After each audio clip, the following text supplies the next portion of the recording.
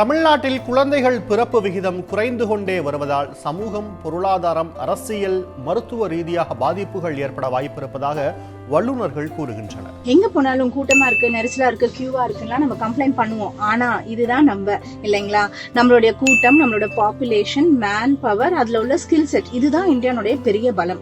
இந்த பலமே ஆட்டம் காண்ற மாதிரி இருக்கு இந்த நியூஸ். குறிப்பா தமிழ்நாட்டுல பிறப்பு சதவீதம் ரொம்பவே கம்மியா இருக்குன்னு சொல்றாங்க. அதுலயும் குறிப்பா பெண் குழந்தைங்களோட எண்ணிக்கை கணிசமா கம்மியாயிட்டு இருக்குன்னு சொல்றாங்க.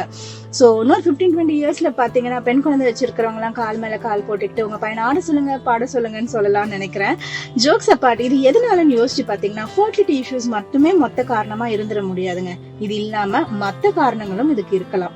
முக்கியமா பாத்தீங்கன்னா அபார்ஷன் லா கொஞ்சம் லீனியன்ட் ஆயிருக்குங்க. அண்ட் அது இல்லாம நிறைய பேரு அவங்களுடைய படிப்புக்காக, வேலைக்காக, சொல்ல போனா நாங்க கல்யாணம் முடிச்சு கொஞ்ச நாள் ஜாலியா இருக்கலாம் அப்படின்ற மாதிரியான ரீசன்ஸ்க்காக பல்வேறு காரணத்துக்காக பிரெக்னன்சியை ஒத்தி போடுறாங்க.